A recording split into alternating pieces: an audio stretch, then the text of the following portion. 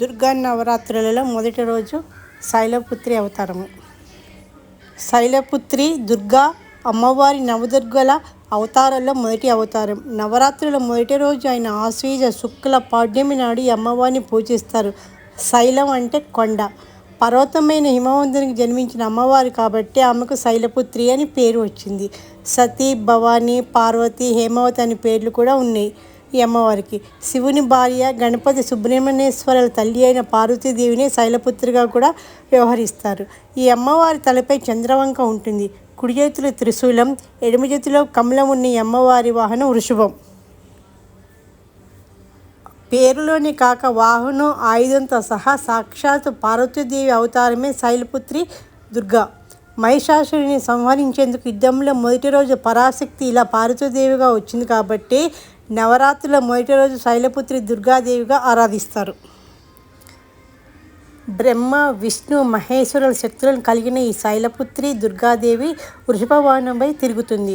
కుడి చేతిలో శివుని ఆయుధమైన త్రిశూలాన్ని ధరించి ఎడమ చేతిలో కమలం పట్టుకుంటుంది. పూర్వజన్మలో ఆమె దక్ష ప్రజాపతి కుమార్తె సతీదేవి. తండ్రికి ఇష్టం లేకపోయినా నిత్య శివకుటుంబిని అయిన అమ్మవారు శివుని వివాహం చేసుకుంటుంది. ఆ కోపం మనసులో ఉన్న దక్షుడు పెద్ద యజ్ఞం తలపెట్టి శివుని సతీదేవిని ఆహ్వానించాడు. పుట్టింటిపై ప్రేమతో పిలవకపోయినా అక్కడికి వెళ్ళిన సతీదేవిని అవమానిస్తాడు దక్షుడు.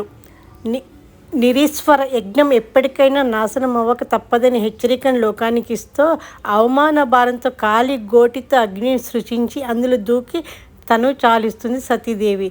తనను దాక్షాయణి అని పేరుతో కీర్తించవద్దని, అలా పిలిచినప్పుడు వెంటనే దక్ష యజ్ఞ వినాశిని అని పిలవాలని శాసించి అంతర్ధానం అవుతుంది.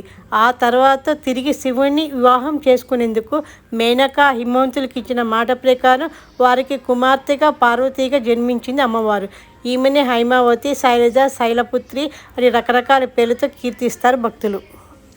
ఋతుచక్రానికి అధిష్టాన దేవత శైలపుత్రీదేవి. నందిపై కూర్చొని మూలాధార చక్రానికి తన ప్రయాణాన్ని ప్రారంభిస్తుంది. ఈ అమ్మవారు లౌకికంగా తండ్రి హిమవంతుడి నుంచి భర్త శివుడిని వెతుక్కుంటూ ప్రయాణించింది శైలపుత్రీదేవి.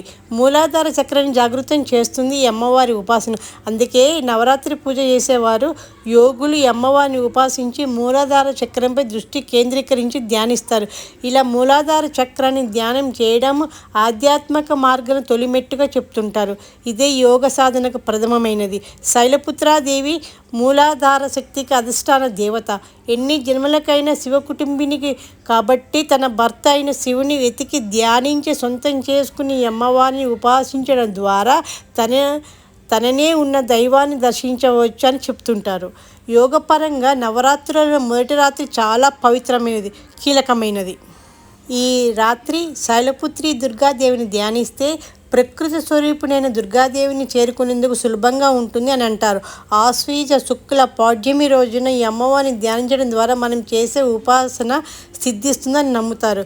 యోగ మార్గంలో ఉన్నవారు ఇంకా ఉన్నత ఆధ్యాత్మిక అనుభూతుల్ని అందుకోవాలని కోరుకుంటారు. అలాంటప్పుడు మూలాధార చక్రానికి అధిష్టాన దేవత అయిన శైలపుత్రి దేవిని ఉపాసిస్తే స్వస్వరూప జ్ఞానం పొంది ఆధ్యాత్మిక ఉన్నత స్థానాలకు చేరవచ్చు. శైలపుత్రి దుర్గాదేవి అచ్చంగా పార్వతీదేవి. శివ మహాపురాణం ప్రకారము ఈ భూమి అంతా శైలపుత్రి దేవిలో నిబిడీకృతమై ఉంది. ఈ సృష్టిలోని ప్రకృతి అంతా ఆమె శరీరంలోనే ఉంది. శైలపుత్ర దేవిది పృథ్వీ తత్వం. సందర్భ శుద్ధి అయిన గుణం, గ్రహణ భేద శక్తులతో ప్రకాశిస్తుంది. వందే వాంఛిత లాభాయ చంద్రార్ధ కృత శేఖరం ఋషరూఢం శూలధరం శైలపుత్రిం యశస్వినిం అంటే వృషభాన్ని అధిరోహించి కిరీటంలో చంద్రవంకను ధరించి యశస్సు కలిగి భక్తుల మనోవాంఛలను తీర్చే మాత శైలపుత్రి దుర్గాదేవికి నా వందనము, నమస్కారం అర్పిస్తున్నాను ఈ శ్లోకానికి అర్థం. మనందరి మీద అమ్మ కృపా కటాక్షాలు ఉండాలని మనసా వాచ కోరుకుంటోంది. మీతో కవి కాసేపు. Please like, share and subscribe.